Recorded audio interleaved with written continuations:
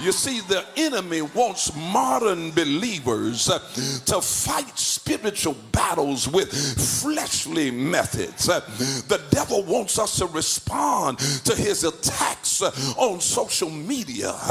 But look at somebody and tell them we're better than that.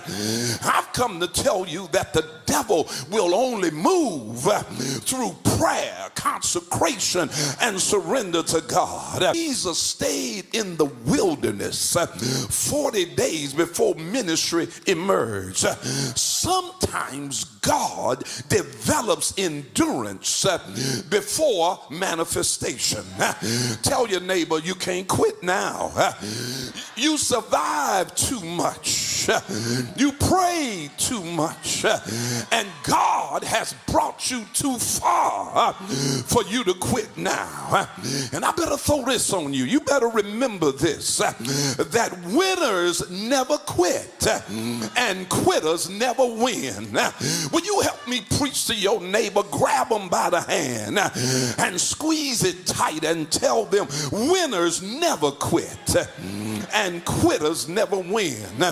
You see, the devil is nervous because you are still standing after everything you've been through.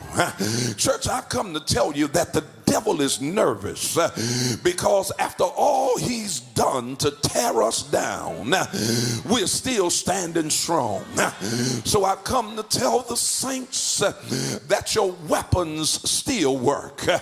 Will you help me preach and tell your neighbor that your weapons still work? For the weapons of our warfare, they are not carnal but mighty through God to the pulling down of strongholds. Church, I need to tell you that prayer still works.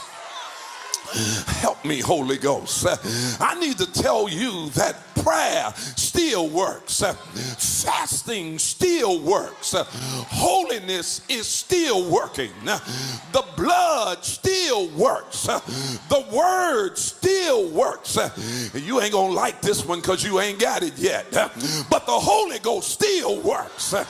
You see, the enemy wants modern believers to fight spiritual battles with fleshly methods. The devil wants us to respond to his attacks on social media. But look at somebody and tell them we're better than that. I've come to tell you that the devil will only move through prayer, consecration, and surrender to God. Please note that David fought Goliath not with Saul's armor, but he had to fight him with what God had already given him. Brace yourself for this. You do not need the world's weapons to win God's battles. God has already given you what you need.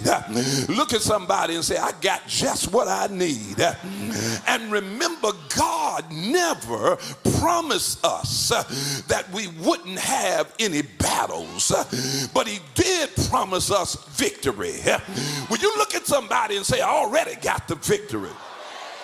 Psalm 34:9 says, many are the afflictions of the righteous, but the Lord deliver him out of them all. Saints, the Bible never said we wouldn't have any battles, but it does promise our deliverance.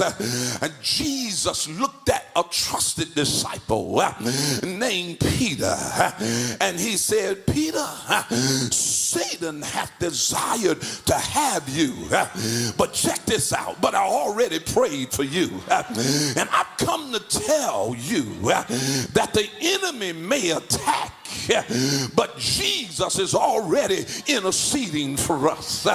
And if Jesus is praying for you, you cannot fail. Will you look at somebody and tell them Jesus prayed for me?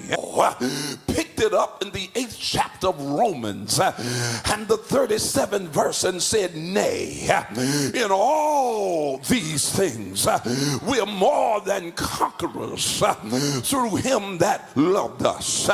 Church, I came to tell you this morning that we're not barely surviving. We're not almost winning. We are more than conquerors. Look at somebody and say, we got this. I need you to look at somebody and tell them, no matter what's going on in your life, we got this. You ain't got the right person. Look at another neighbor and say, neighbor, we got this.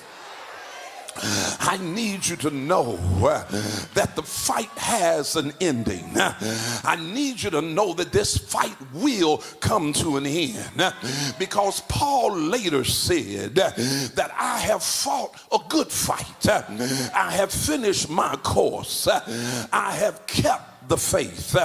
So the goal is not merely to start strong, but look at somebody and say, you got to finish strong. Anybody can shout on Sunday, but can you keep fighting Monday morning? Anybody can shout on Wednesday at Bible class, but can you stand your ground on Thursday? Anybody can say I'm saved on Friday nights, but can you hold to your testimony on Saturday night? Can you keep believing amidst the disappointments? Can you keep worshiping through your tears? That's the real fight. And I'm closing, but I feel the Holy Ghost here. I'm closing now, but the Lord told me to tell you to keep on fighting. Fight through your tears. Fight through betrayal. Fight through exhaustion. Fight through criticism. Fight through heartbreak. Fight through the attacks on your mind, because greater is he that's in you than he that's in the world. Grab somebody by the hand and pull on them and push them.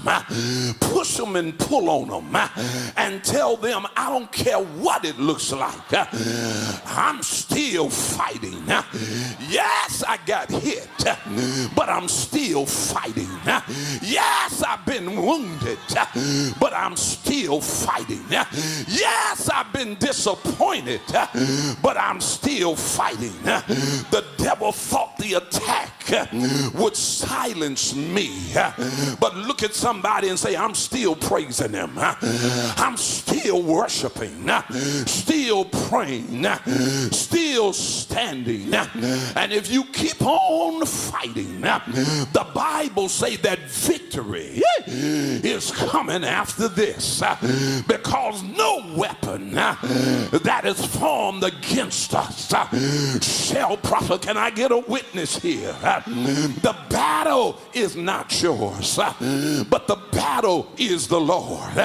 And I came by to tell somebody that when the smoke clears, when the dust settles, when the clouds disappear, when the enemy is defeated, you're coming out of this thing with your hands lifted up, with your testimony intact, and your faith stronger than it was before. Look at somebody and say, ain't no stopping me now. Tell somebody, keep fighting. Tell somebody else, keep fighting. For the race is not given to the swift, nor the battle to the strong, but to the ones that endure to the end.